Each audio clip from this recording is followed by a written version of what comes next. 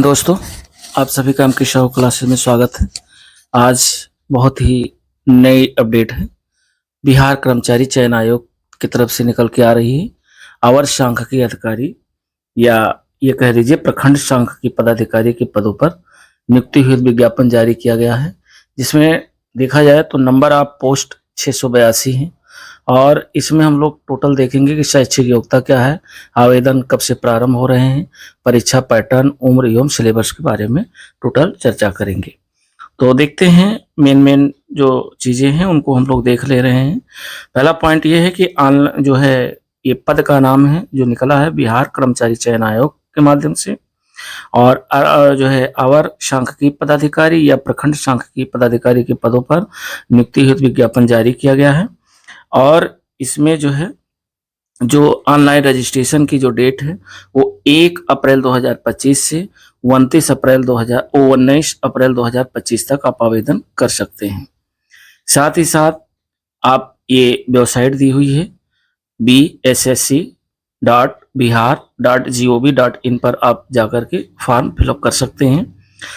अधियाची विभाग द्वारा प्राप्त किए गए जो वेतनमान एवं शैक्षणिक योग्यता है उसका देख ले रहे हैं।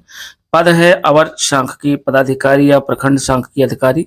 वेतनमान जो आपका है बहुत ही हैंडसम वेतन है। इसमें वेतन स्तर 7th ग्रेड पे का है। शैक्षिक योग्यता की बात करें तो शैक्षिक योग्यता में मान्यता प्राप्त विश्वविद्यालय से अर्थशास्त्र अथवा गणित अथवा सांख्यिकी में से किसी एक विषय के साथ आपका स्नातक हो। और उसके साथ साथ हम लोग देख रहे हैं इसमें जो टोटल नंबर ऑफ पोस्ट जो है वो 682 हैं और कैटेगरी वाइज अलग अलग जो है डिवाइड है। जैसे अनारक्षित के लिए है 313 पोस्ट हैं, अनुसूचित जाति के लिए 98 पोस्ट हैं और ये कोड दिया हुआ 01 अनारक्षित के लिए और जो 02 है ये है अनुसूचित जाति के लिए, अनुसूचित जनजाति के लिए 03। इनकी नंबर ऑफ जो पोस्ट है वो 7 है। अत्यंत पिछड़ा वर्ग के लिए जो कोड है वो 4 है और टोटल ऑफ जो पोस्ट हैं वो 112 हैं। पिछड़ा वर्ग के लिए जो कोड है वो 05 और रिक्तियों की टोटल संख्या 62 है। वहीं पिछड़ा वर्ग की जो महिला है उनके लिए 22 पोस्ट निर्धारित की गई हैं और आर्थिक रूप से जो कमजोर हैं ईडब्ल्यूएस के लिए 68 पोस्ट है। टोटल 682 पोस्ट हैं। महिलाओं के लिए 36% क्षैतिज आरक्षण के साथ यह देखा जाए तो 231 पोस्ट हैं। स्वतंत्रता सेनानी के लिए इसमें 14 पोस्ट हैं। बाकी जो दिव्यांग के लिए हैं वो 7 करके है और उसके बाद 6 पद है। बहुत ही हैंडसम पद है दोस्तों। और इसमें अगर उम्र की बात करें तो उम्र इसमें कह रहा है कि जो आयु सीमा है, आयु सीमा की गणना 1/8/2024 के आधार पर की जाएगी, परंतु वैसे अभ्यर्थी जो दिनांक 1/8/10 को सरकार द्वारा निर्धारित अधिकतम उम्र सीमा जो है निर्धारित करते हैं उक्त तिथि तक निर्धारण शैक्षिक योग्यता धारण करते हो तो वह भी उम्र सीमा के आधार पर सामान्य प्रशासन विभाग के पत्रांक 212 23/1/2016 के आलोक में इस परीक्षा के लिए पात्र होंगे। साथ ही साथ इसमें जो है देखते हैं कि जो न्यूनतम उम्र सीमा है वो 21 वर्ष है सभी कोटियों के लिए। और अधिकतम उम्र सीमा की अगर बात करें तो अनारक्षित पुरुष के लिए 37 साल अधिकतम उम्र है। पिछड़ा वर्ग एवं अत्यंत पिछड़ा वर्ग पुरुष महिला के लिए 40 साल और अनारक्षित महिला के लिए 40 वर्ष ये भी निर्धारित है। अनुसूचित जाति अनुसूचित जनजाति पुरुष महिला के लिए 42 साल है। सभी कोट के दिव्यांग अभ्यर्थियों के लिए जो अधिकतम उम्र सीमा में अतिरिक्त जो छूट दी जाएगी वो 10 वर्ष की छूट दी जाएगी। बाकी जन्म तिथि जो है कार्य अनुभव की गणना भी है 31/3/2025 के आधार पर की जाएगी। साथ ही साथ इसमें मेन चीजें और देख ले रहे हैं। जो इसकी चयन प्रक्रिया है ये कैसे होगी। चयन प्रक्रिया 2 चरणों में होगी। फर्स्ट है चयन हेतु अभ्यर्थियों जो है मेधा सूची जिन प्रकार तैयार की जाएगी और पहला इसमें जो लिखित परीक्षा में प्राप्त अंकों की जो अधिमान्यता है वो 75 अंक की जो है रिटर्न होगा। और उसके बाद जो खा दिया हुआ है संविदा के आधार पर कार्य करने की जो निमित्त अधिकतम अधिमान्यता तभी मान होगी जबकि उसी पद पर संविदा पर नियुक्त की गई हो। प्रति कार्यरत वर्ष के लिए 5 अंक जो है दिए जाएंगे जो संविदा पे ऑलरेडी उस पद पे लगे हुए हैं। और अधिकतम सीमा की बात करें तो 25 अंक निर्धारित किए गए हैं।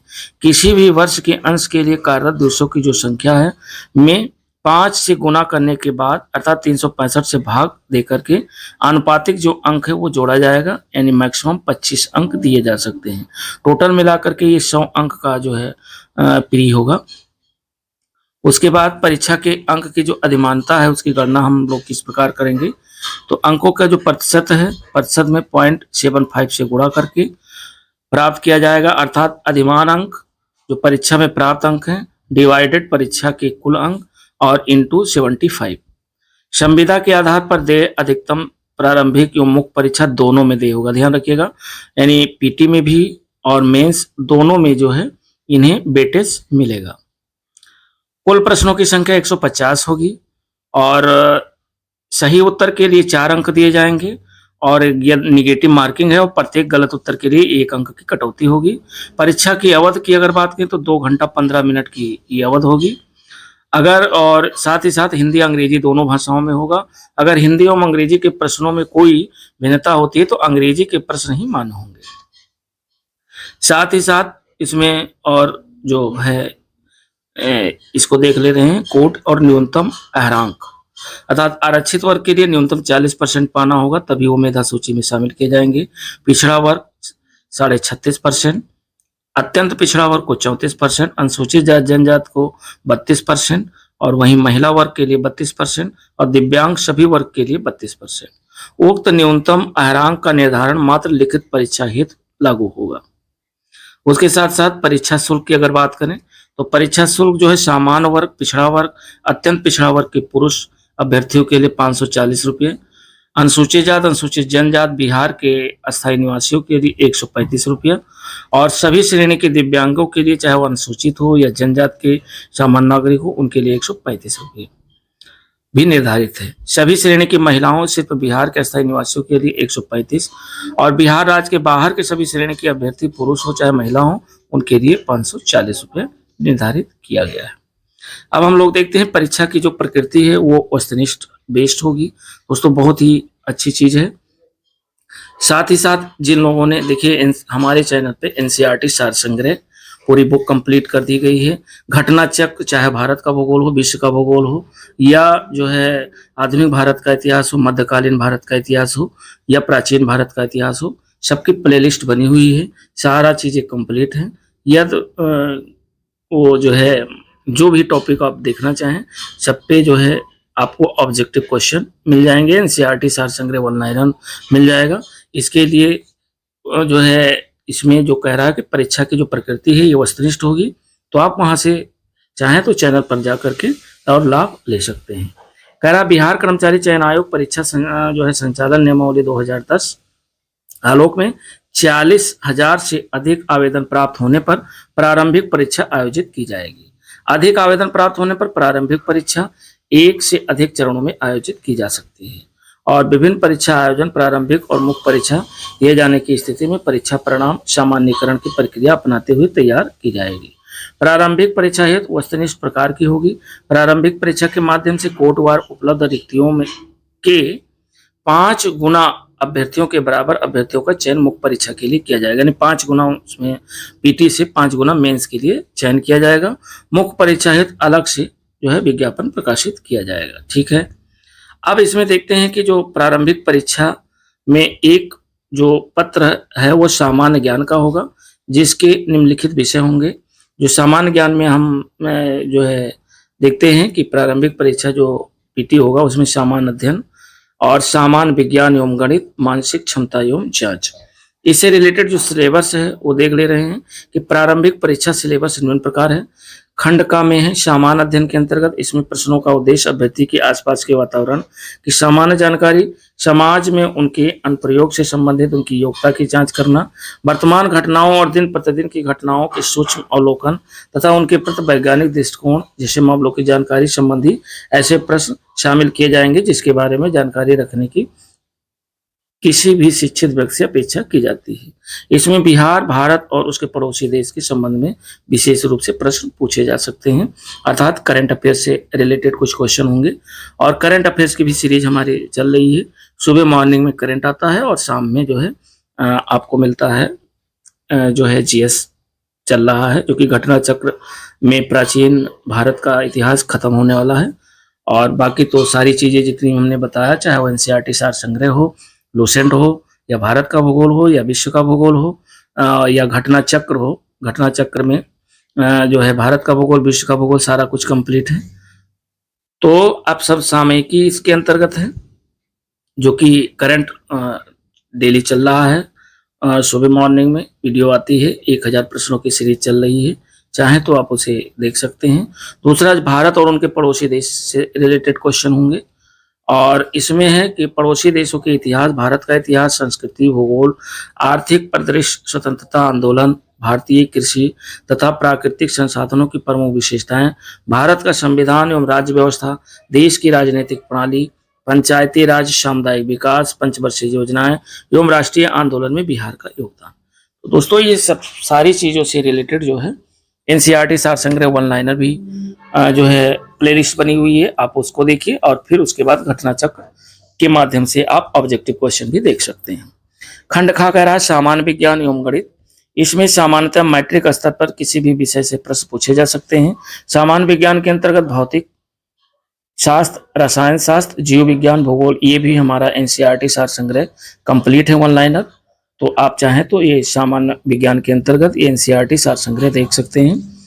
गणित के दोस्तों नहीं है, और गणित बस ये जीएस कंप्लीट होने वाला है।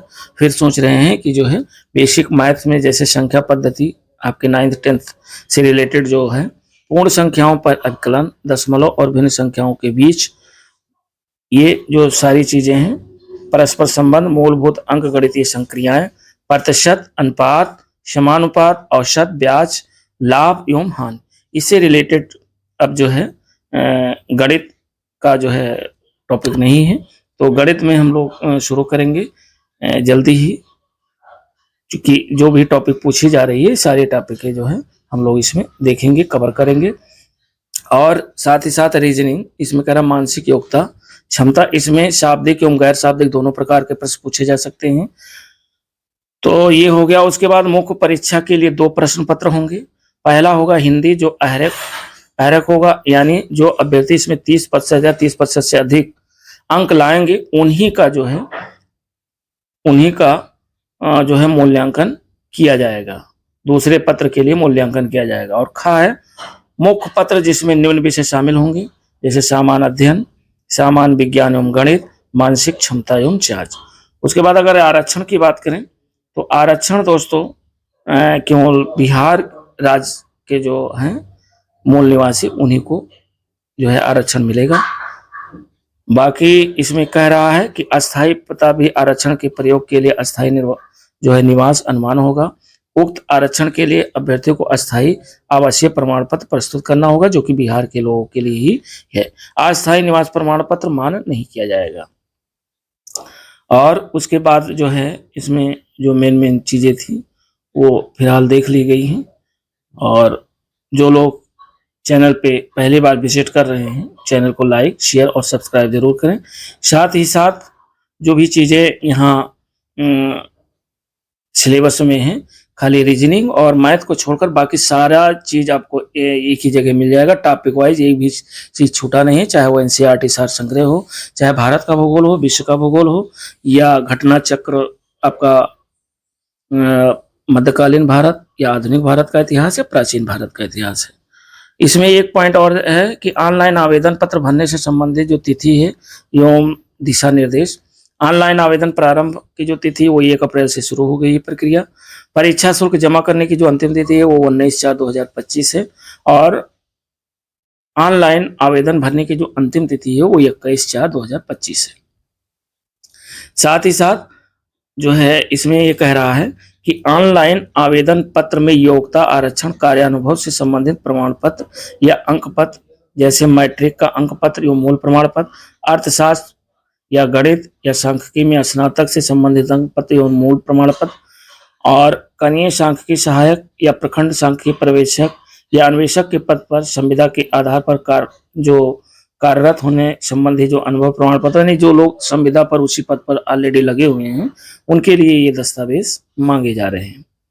और बाकी चीज़ें इसमें हम लोगों ने कवर कर ली है। और अंतिम तिथि का इंतजार दोस्तों न करें, बहुत ही हैंडसम पोस्ट है और 7th ग्रेड पे की पोस्ट है और कुछ ज़्यादा है नहीं। प्री में एक पेपर होना, मेंस में 2 पेपर होने हैं।